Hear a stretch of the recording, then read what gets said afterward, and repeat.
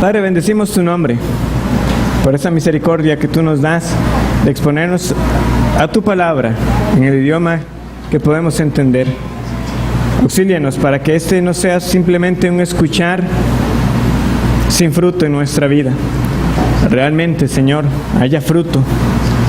Que nosotros podamos ver esa obra del Espíritu Santo en nuestras vidas, para que esas sean cada vez más consagradas a ti, tu servicio, con los dones que Él da.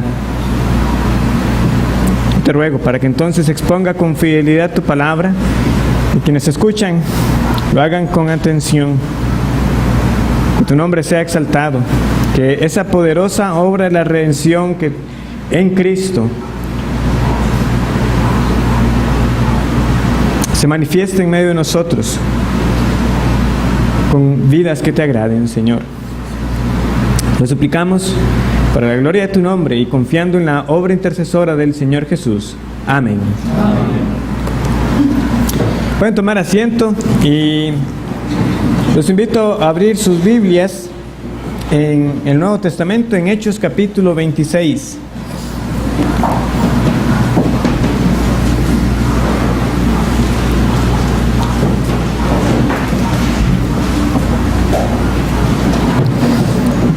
Hechos 26.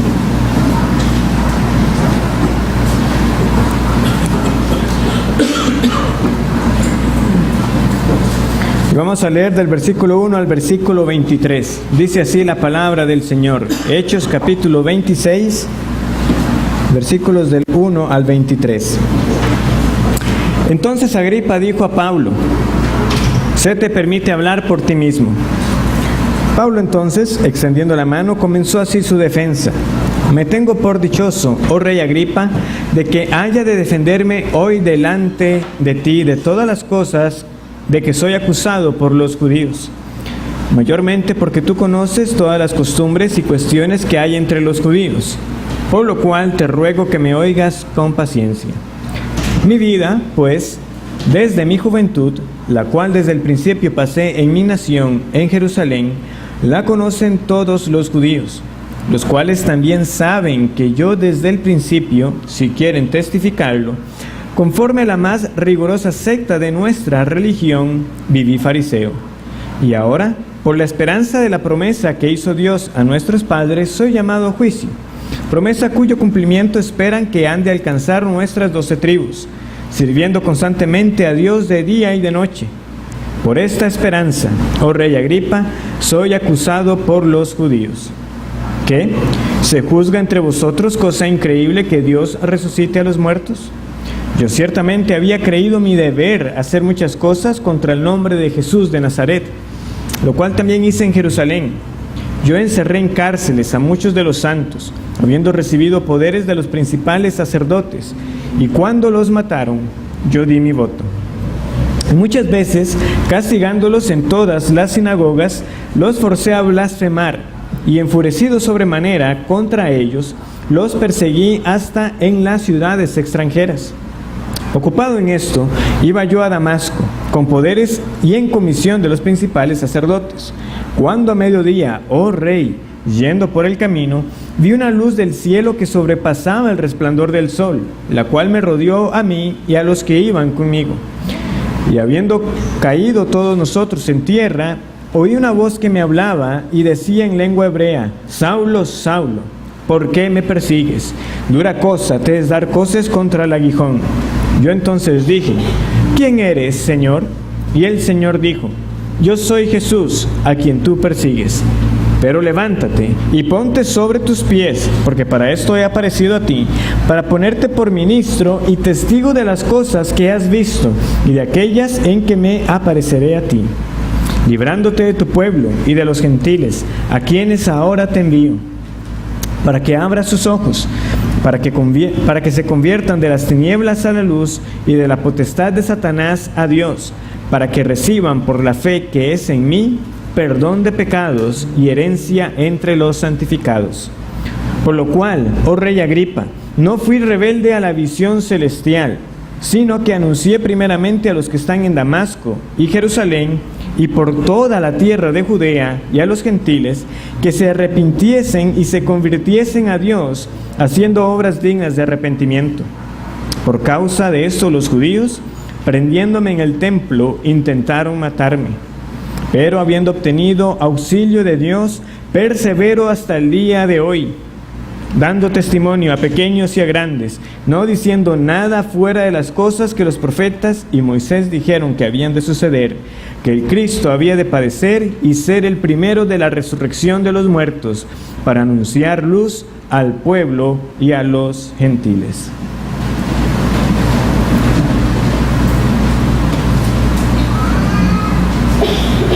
La salvación es un acto soberano de Dios. Ningún hombre puede por medios propios lograr mérito alguno ante el Señor para decir que Dios le debe algo. Muchos quieren creer a veces que es así. Y su consuelo es pensar que Dios al final no castigará el pecado y que serán receptores de su favor, porque el balance de su vida en última instancia será más bueno que malo. Pero la Escritura es clara de que ese no es el entendimiento de la salvación. En el juicio final, su confianza no debe ser de que tendrá una vida más buena que mala. Y eso lo sabemos porque el apóstol Pablo, que nos cuenta aquí parte de su vida, ciertamente vivió una vida religiosa y ciertamente vivió una vida moralmente recta, según las convicciones que él abrazaba. Y sin embargo, él estaba en enemistad contra Dios, al Dios que él decía servir incluso, ignorando que se oponía a la causa del Mesías, el Hijo de Dios. No obstante, este Mesías le salió al encuentro, le mostró su ceguera espiritual, su rebeldía semejante a la de un buey desobediente que pateaba contra el aguijón y lo quebrantó, lo humilló y le salvó para que anunciara a otros este mismo mensaje, que por la fe en Jesús hay perdón de pecados y herencia entre los santificados. Y Pablo cuenta, como les decía, esto como parte de una defensa ante el gobernador Festo y el rey Agripa. Es llamado una defensa no porque tenga consecuencias legales, sino más bien porque es un discurso a favor del mensaje que Pablo predica, es decir, el Evangelio. Y ahora él cuenta con la oportunidad de exponerlo más ampliamente. Ruego que me oigas con paciencia, dice él en el versículo 3. Y Pablo cuenta su testimonio no para llevar la atención sobre su persona, sino hacia el Señor. Incluso Festo, un hombre que ignoraba las Escrituras y la religión judía, entendía que Pablo anunciaba a un hombre llamado Jesús, que murió y que resucitó. Pero la gran pregunta para él era, ¿por qué deseaban algunos matarle por él les anunciar a un hombre que había resucitado? Pablo lo explica de esta manera. Primeramente a Agripa, pero también a Festo, que está escuchando, ¿verdad? Yo anuncio que Jesús es el Mesías prometido, y esto no debería ser nuevo para aquellos que conocen las Escrituras, que así estaba anunciado que el Mesías iba a padecer, que iba a morir y iba a resucitar. Que se juzga entre vosotros, cosa increíble, que Dios resucite a los muertos. Pero hay más, dice Pablo. Este Jesús resucitado que yo anuncio, me apareció en el camino a Damasco y me salvó. Él vive hoy y sigue salvando hoy. Y todavía hay más. Este Jesús resucitado que salió a mi encuentro y me salvó, no me dejó igual, me transformó. En última instancia me persiguen por ser cristiano y hacer lo que un cristiano está llamado a hacer, anunciar a su Redentor. Por esta causa, versículo 21, los judíos prendiéndome en el templo intentaron matarme. ¿Por qué? Por anunciar que se convirtieran a Dios. Es decir, que creyeran aquel que él había enviado. Este es nuestro tema para hoy, los frutos de la salvación que Dios da en Cristo Jesús. Al que Cristo salva, no lo deja como era, o como lo expresa un autor, la gracia nunca deja al hombre donde lo encuentra. La gracia nunca deja al hombre donde lo encuentra. Pablo no permaneció como perseguidor, fue trasladado del dominio de Satanás al dominio de Dios y anunció a los demás que se arrepintieran e hicieran obras dignas de arrepentimiento, de enemigo a testigo. Una expresión similar fue la que usó también Juan el Bautista. Hagan obras dignas de arrepentimiento. Son las mismas palabras. Ahora, hay que preguntarse, ¿cuáles son las obras dignas de arrepentimiento? Las Escrituras usan términos como estas obras que leemos acá, o frutos, o dar fruto, en varias ocasiones, para dar a entender de que hay evidencias de la condición espiritual de una persona. Y en el contexto de nuestro pasaje, Pablo mismo es un ejemplo de una vida que dio frutos dignos de arrepentimiento. Y yo identifico al menos 3 frutos que sobresalen en este pasaje, los cuales son la obediencia, la fidelidad y la perseverancia. Frutos de la salvación que Dios da en Cristo. La obediencia, la fidelidad y la perseverancia. Tenemos en primer lugar la obediencia. Leemos en el versículo 19, por lo cual, oh rey Agripa, no fui rebelde a la visión celestial. Este por lo cual nos lleva a revisar los versículos precedentes, ¿verdad? Porque él está diciendo por consiguiente, ¿qué ocurrió? Debido a cierta razón, Pablo actuó de cierta manera. ¿Cuál es la causa? Bueno, los versículos 15 y 16. Yo entonces dije, ¿quién eres, Señor? Y el Señor dijo, yo soy Jesús, a quien tú persigues. Pero levántate y ponte sobre tus pies, porque para esto he aparecido a ti, para ponerte por ministro y testigo de las cosas que has visto y de aquellas en que me apareceré a ti.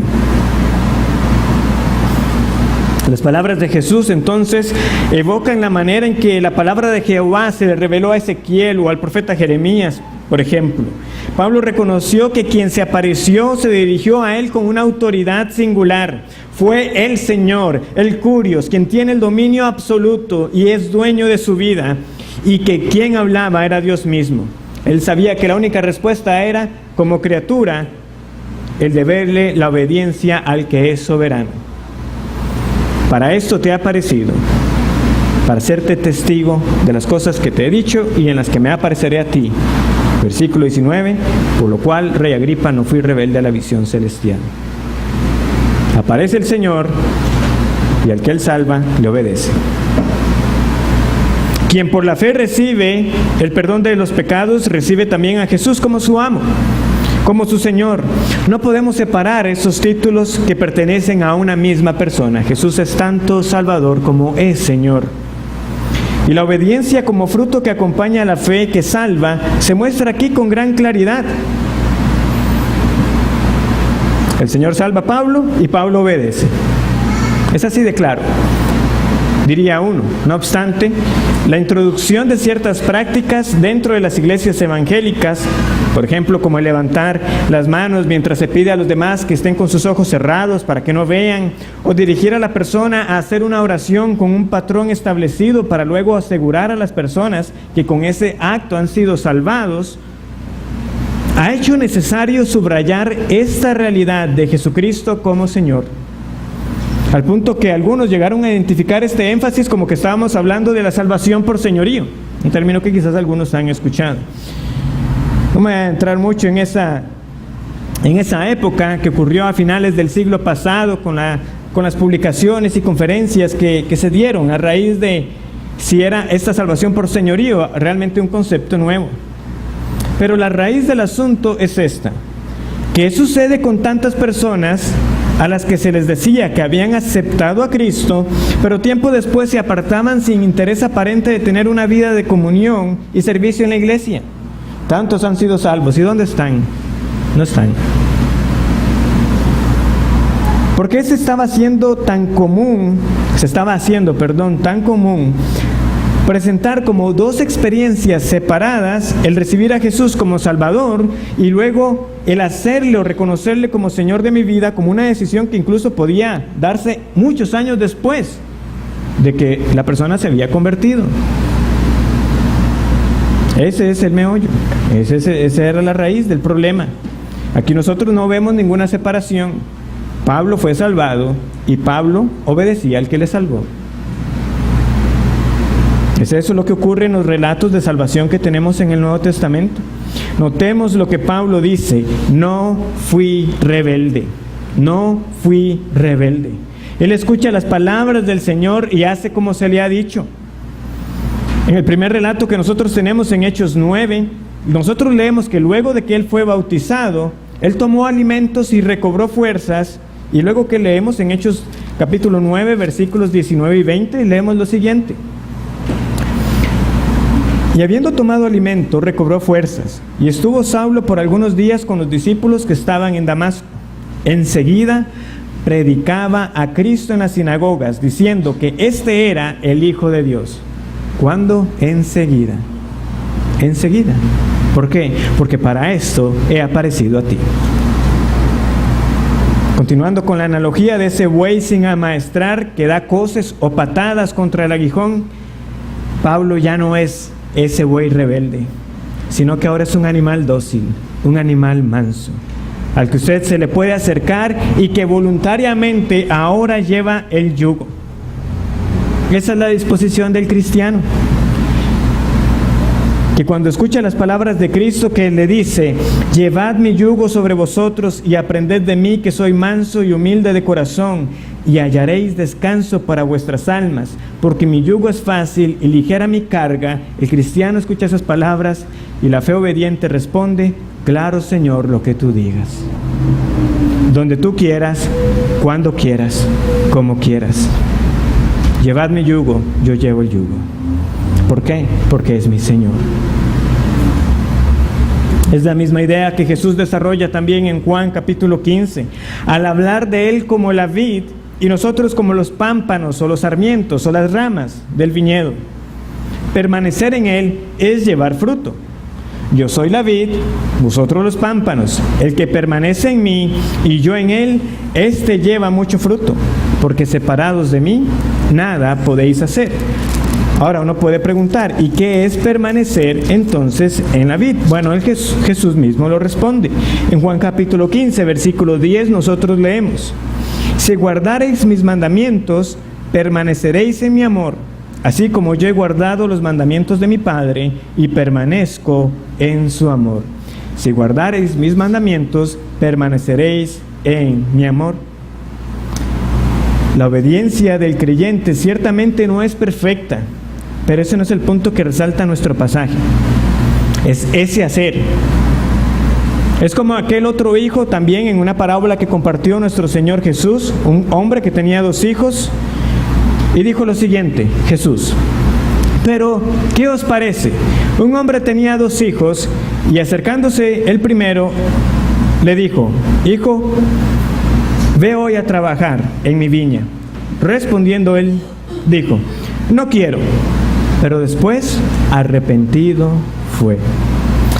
Y acercándose al otro, le dijo de la misma manera. Y respondiendo él, dijo: sí, Señor, voy. Y no fue. Y Jesús confronta a la audiencia con esta pregunta: ¿cuál de los 2 hizo la voluntad de su Padre? Dijeron ellos: el primero. ¿Quién la hizo? El que obedeció. ¿Por qué? Porque aunque inicialmente dijo que no, el Hijo obedece, arrepentido. Si el Señor lo dice, yo lo voy a hacer. Perdóname, Señor, por mi obstinación, por mi negligencia. El punto es, el Hijo de Dios obedece. Si invoca a Dios como Padre, le va a obedecer como Hijo que es. En segundo lugar, tenemos la fidelidad a Dios. Dice Pablo además en el versículo 20: sino que anuncié primeramente a los que están en Damasco y Jerusalén y por toda la región de Judea y a los gentiles que se arrepintiesen y se convirtiesen a Dios, haciendo obras dignas de arrepentimiento. Hablamos de la fidelidad como un fruto del arrepentimiento, ya que Pablo no solamente es que cumple con el encargo que le fue dado, es decir, el Señor le dijo que fuera un instrumento para anunciar que se convirtieran de las tinieblas a la luz, y fue eso mismo lo que él hizo. ¿Verdad? El versículo 18 nos dice: para que abra sus ojos, para que se conviertan de las tinieblas a la luz y de la potestad de Satanás a Dios. ¿Y qué fue lo que Pablo anunció? Que se arrepintiesen y se convirtiesen a Dios. Y esto lo hizo en medio de gentiles y en medio de judíos y ahora en medio de estos reyes. Pablo fue fiel. Esto es lo que el Señor me pide y lo voy a hacer tal como Él lo pide. Ciertamente para los gentiles que no tenían el conocimiento de las Escrituras, que escucharan acerca del Dios único que habla en las Escrituras, era algo que podían esperar de un judío hacia los gentiles. Es decir, que un judío le dijera a los gentiles, solo hay un Dios verdadero y eso es lo que Él ha dicho en su palabra. Pero que un judío profesante o un previo judío profesante, como lo fue Pablo, le dijera a los judíos que se convirtieran a Dios, tenía que ser algo que les llamara la atención. Que me convierta a Dios, si yo soy judío, ya conozco a Dios. No, no lo conoces. Que yo me vuelva a Dios. Si nosotros somos los hijos de Abraham, tenemos a la ley y a los profetas y las promesas son para nosotros. ¿Qué dice usted, Pablo? Que me convierta a Dios. Pero esa era parte de su fidelidad. El mensaje que llevaba era tanto para judíos como para gentiles. Y aunque el apóstol explicó el evangelio según la audiencia a la que tenía que dirigirse, ¿verdad? Nosotros notamos cómo él se dirigió cuando estuvo en medio de Atenas, que era completamente en medio de gentiles, a como él hablaba en la sinagoga. En última instancia, el mensaje principal era uno mismo. Él fue salvo para ser testigo y para ser un testigo fiel. Esto es lo que tengo que decir. Y no rehuyó, ni agregó, ni quitó. Y lo hizo en toda parte que estuvo. A los que estaban en Damasco, como leímos, ¿verdad?, en Hechos 9, y enseguida predicó en Damasco.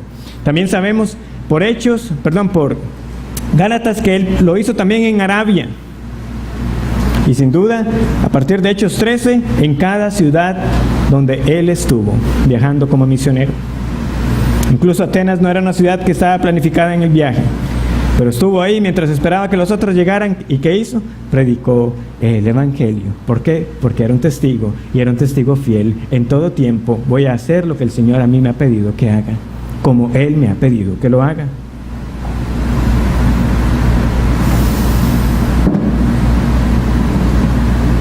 De hecho, simplemente esta referencia que tenemos aquí por toda la tierra de Judea, en Gálatas Pablo nos dice que realmente que las iglesias de Judea no le conocían a él, por lo que tenemos que entender esta referencia como esa ruta de paso que Pablo utilizó. Y hablando de la carta a los Gálatas es conocida, ¿verdad?, porque Pablo da una lista de lo que llamamos el fruto del Espíritu, ¿verdad?, que es amor, gozo, paz, paciencia, benignidad, bondad y fe. En Reina Valera nosotros leemos fe, pero realmente una traducción más apropiada sería fidelidad. Fidelidad.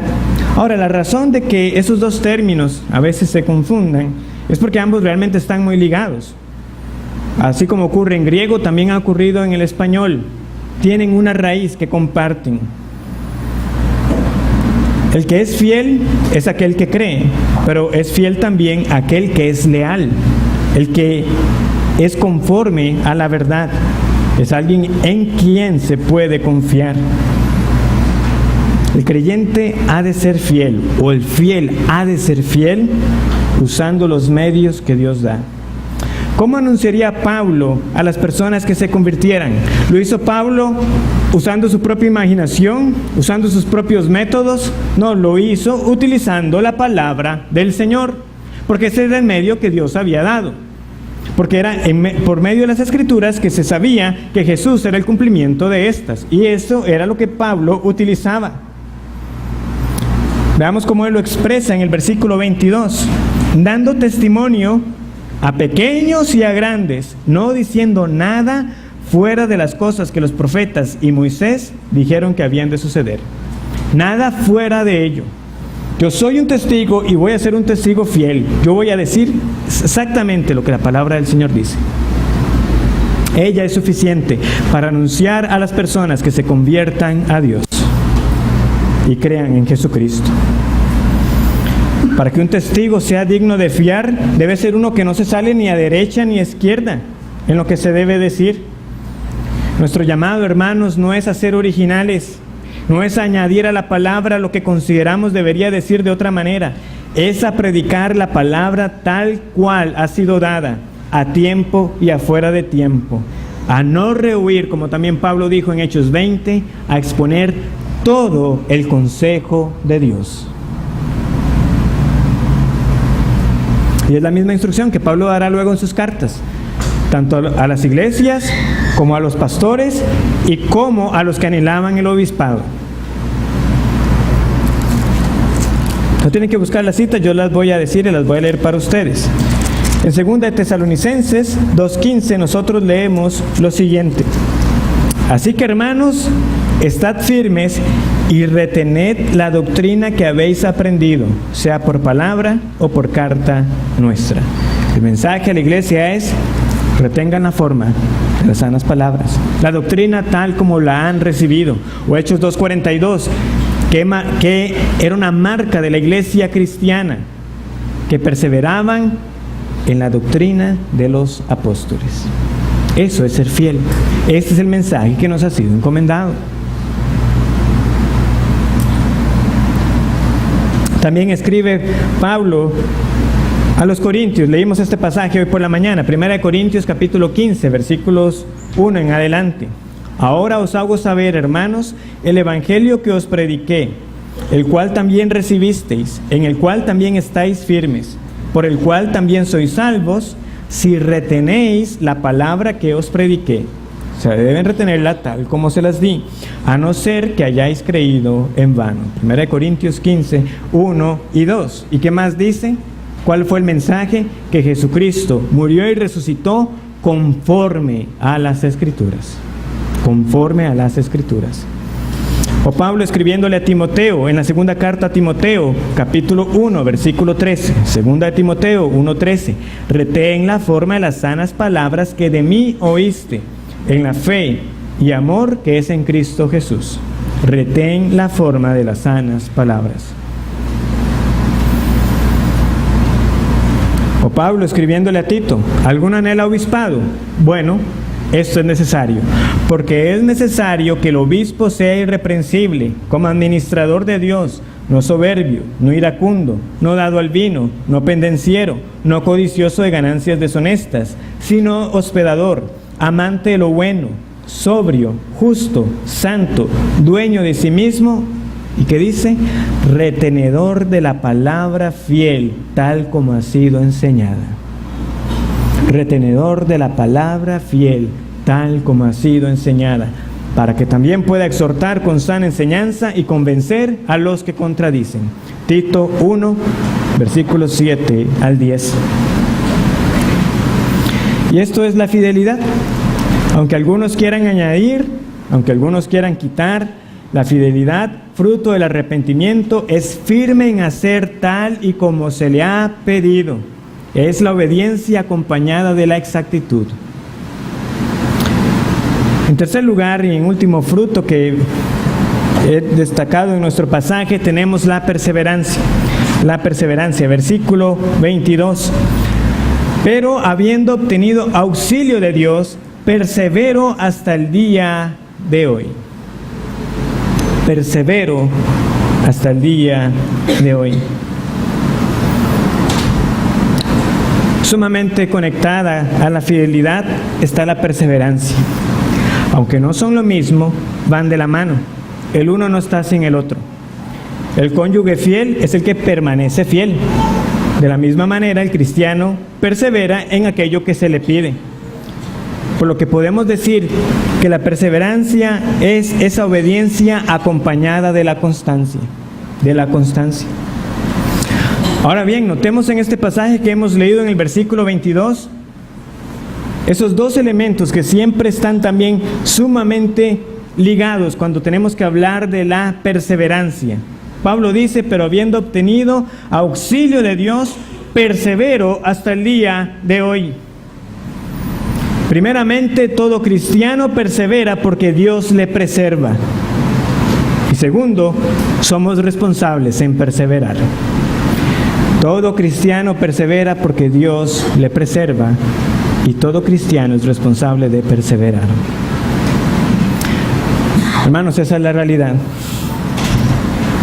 Si Dios no nos guardara, nosotros claudicaríamos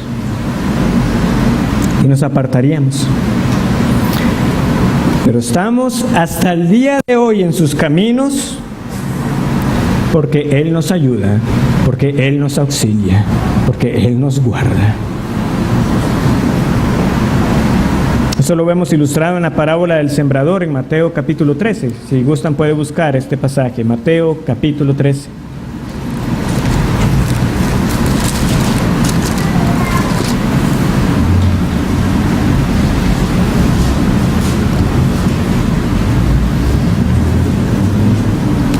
Jesús explica esta parábola para nosotros mismos. Es sumamente conocida, lo sé. 4 terrenos. Dice así, Mateo 13. Aquel día salió Jesús de la casa y se sentó junto al mar, y se le juntó mucha gente. Y entrando en la barca se sentó, y toda la gente estaba en la playa.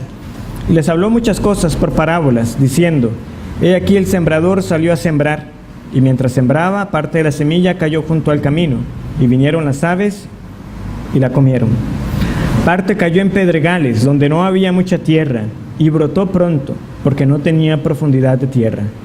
Pero salido el sol, se quemó, y porque no tenía raíz, se secó. Y parte cayó entre espinos, y los espinos crecieron y la ahogaron. Pero parte cayó en buena tierra, y dio fruto, cuál a 100, cuál a 60, y cuál a 30 por uno. El que tiene oídos para oír, oiga. Como sabemos, ¿verdad? En ese primer terreno que se nos describe, que es la que cae junto al camino, realmente no hubo provecho. La misma dureza del camino, compactado por las pisadas constantes de los viajeros, hacía imposible que una semilla llegara a penetrar, pero sobre todo, la semilla que ahí caía era arrebatada por las aves, que el Señor nos dice: este es el enemigo, este es el malo que viene y arrebata lo que ha sido sembrado. Pero hay otros 2 terrenos en los cuales la semilla que se sembró sí germinó, una parte en pedregales y otra en espinos. ¿Qué nos dice el Señor al respecto de ello? Versículo 20. Y el que fue sembrado en pedregales, este es el que oye la palabra y al momento la recibe con gozo, pero no tiene raíz en sí, sino que es de corta duración, pues al venir la aflicción o la persecución por causa de la palabra, luego tropieza. El que fue sembrado entre espinos, este es el que oye la palabra, pero el afán de este siglo y el engaño de las riquezas ahogan la palabra y se hace infructuosa. Nosotros veremos esto suceder muy a menudo.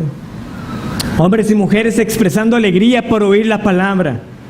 ¡Qué buena exposición! Esa es la palabra del Señor. Ahí se predica el Evangelio. Y están rodeados de personas que le animan a seguir viniendo. Siga asistiendo, siga escuchando. Pero es un gozo temporal. Se apaga. Vienen las primeras pruebas de nuevo, vienen aflicciones. Y este tipo de personas no ve entonces cuál es el provecho de la vida cristiana. Si igualmente debe enfrentar oposición, si igualmente van a haber dificultades. Y siguen su camino. Otros son seducidos por la feria de la vanidad de este mundo. Optan por los placeres temporales del pecado. En cualquiera de los 2 casos, no hubo perseverancia. Hubo una planta que creció, pero nunca llegó a dar fruto. Que la semilla brotara no era indicio de vida espiritual. ¿Por qué? Porque no hubo fruto. Se secaron, se murieron, se ahogaron.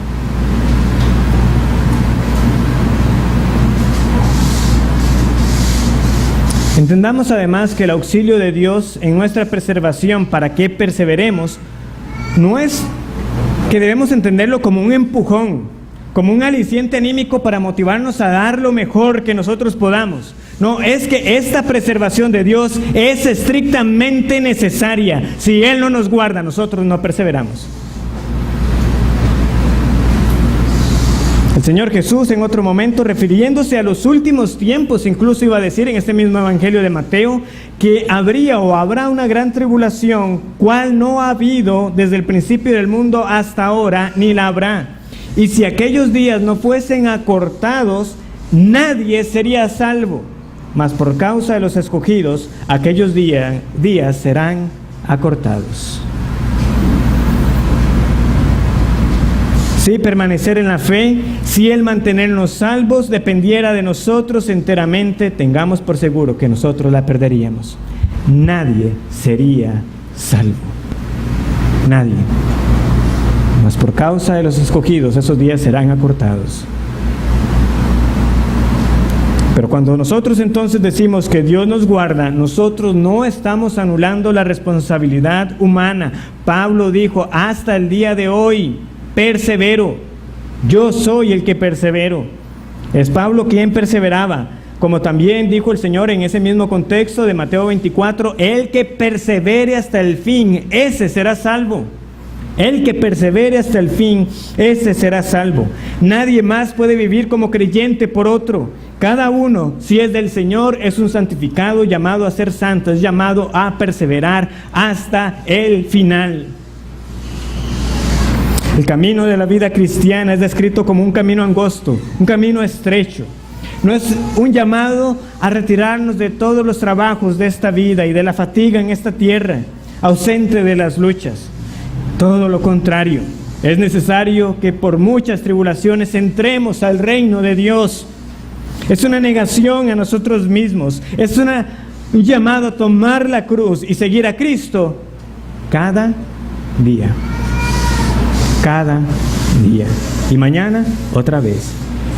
Y el día siguiente una vez más. Seguir a Cristo cada día. Muchos, al enfrentar preguntas respecto a su propia salvación, me parece que hacen las preguntas que no somos llamados a hacer, o buscan las evidencias donde no somos llamados a buscar, donde no se nos manda. A nosotros no se nos dice que debamos inquirir si soy elegido, si he sido predestinado antes de la fundación del mundo. Pero sí podemos ver los frutos de nuestra vida. Vea el fruto primero y la seguridad como confirmación de que lo otro ha ocurrido vendrá.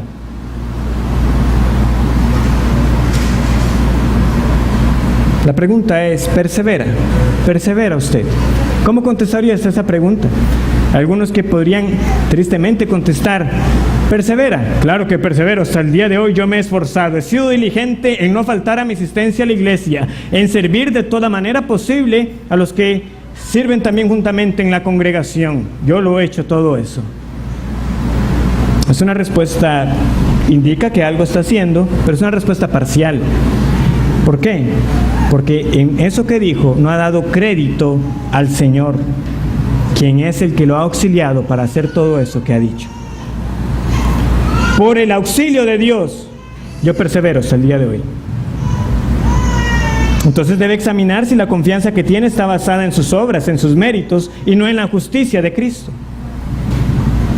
Si a esta misma pregunta otro contestara, ¿persevera? Bueno, sí.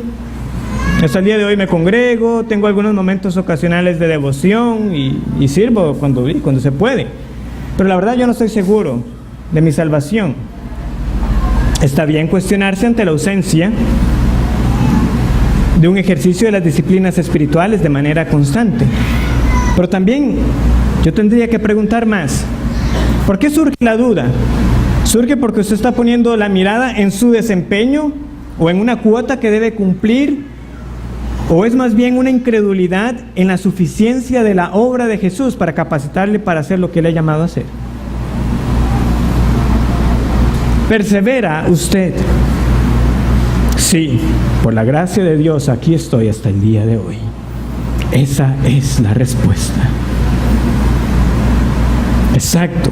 Es por la gracia de Dios, es por el auxilio de Dios que persevera hasta el día de hoy. No se trata de cuántos versos ha memorizado, no se trata de cuántos capítulos lee por día, de una asistencia inquebrantable cada domingo, sino de un testimonio que por el auxilio de Dios sigo en pie, que por el auxilio de Dios sigo en el camino que lleva a la vida, reconociendo mis faltas y pecados y echando toda ansiedad a Él, sabiendo que tiene cuidado de mí, que por la gracia de Dios soy lo que soy y por ello trabajo y me esfuerzo en la gracia que es en Cristo Jesús. Y le busco en oración y en su palabra y en la comunión con nosotros cada domingo, pero es porque Él me auxilia. Y aquí estoy hasta el día de hoy. Por el auxilio de Dios, persevero hasta el día de hoy. Persevera usted. Es momento para unas aplicaciones. Y una vez más, exhorto a examinar si hay en nuestras vidas obras dignas de arrepentimiento, es decir, frutos que corresponden con el arrepentimiento genuino.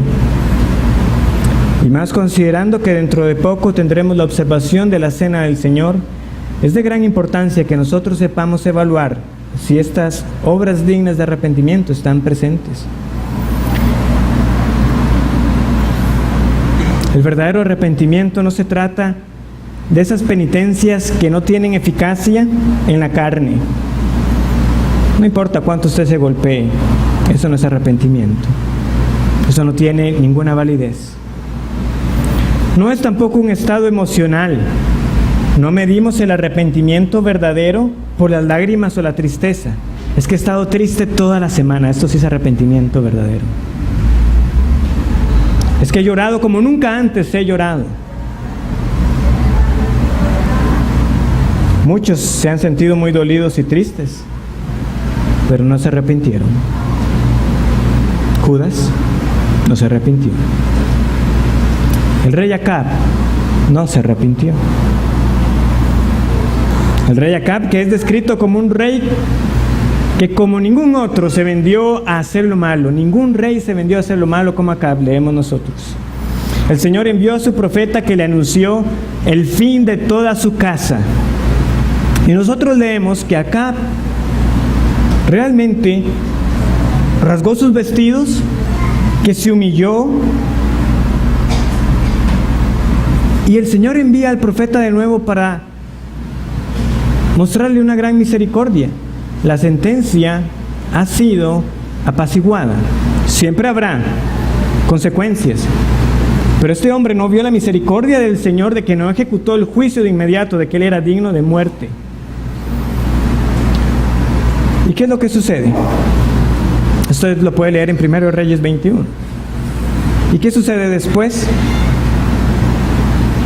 Ese hombre va a salir a una guerra, habiendo escuchado al verdadero profeta de Dios diciéndole a Acab: usted va a morir. No escucha a los falsos profetas. Usted va a morir. Y no le importó. Salió pensando que podía engañar a Dios, disfrazándose de otro, y un hombre que disparó una flecha a la aventura le dio justamente en la puntura de las armas. El juicio de Dios. Y murió su sangre siendo lamida por los perros.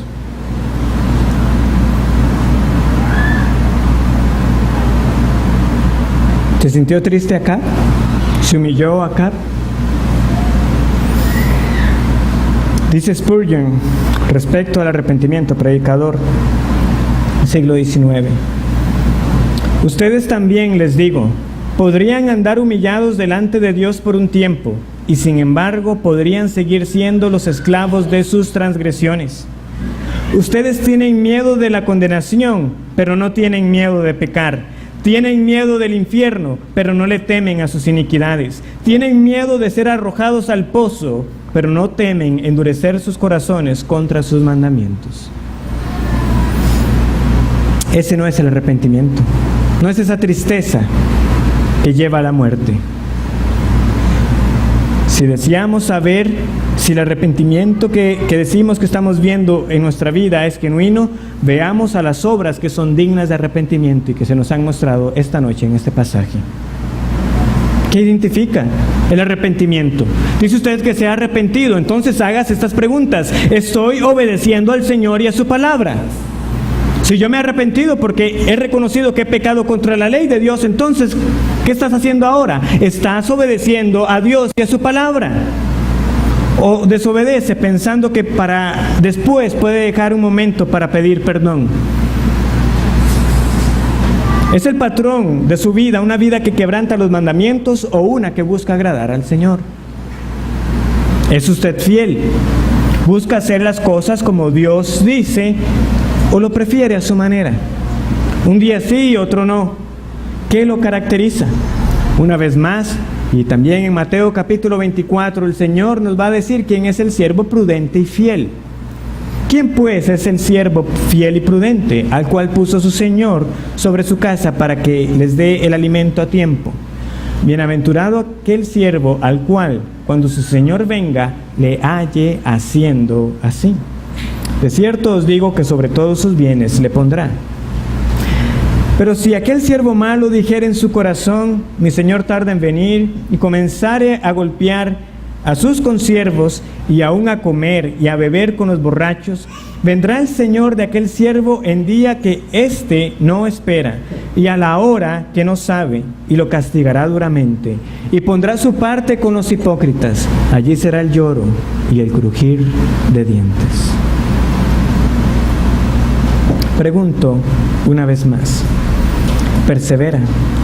¿Permanece sabiendo que es auxiliado por Dios o confiando en sus fuerzas? Gracias al Señor, no todos los terrenos son como el camino, como los pedregales o los espinos. El Señor hace una obra de tal manera que el corazón en que caiga la palabra del Señor sea buena tierra. Mas el que fue sembrado en buena tierra, este es el que oye y entiende la palabra y da fruto, y produce a 100, a 60 y a 30 por uno. El incrédulo, así sea que esté persuadido a ser casi cristiano como lo estaba Agripa, en última instancia carecerá de obras. De nuevo, mucha rama, mucho follaje, pero cero fruto. Casi cristiano, pero cero fruto. El creyente siempre tendrá fruto. Eso sí, no todos los terrenos producen de la misma manera. Unos producirán a 30, otros a 60, otros a 100 por uno, pero cosecha. Y eso es una garantía porque Cristo permanece en los que salva. Si estas obras dignas de arrepentimiento están, es porque somos de Él. Y si usted no ve fruto en su vida, la única esperanza que usted tiene es que sea injertado entonces en la vid verdadera, como lo fuimos todos los demás. Porque separados de Cristo nada podemos hacer, pero permaneciendo en Él y Él en nosotros llevaremos mucho fruto para glorificar al Padre Celestial. Oremos.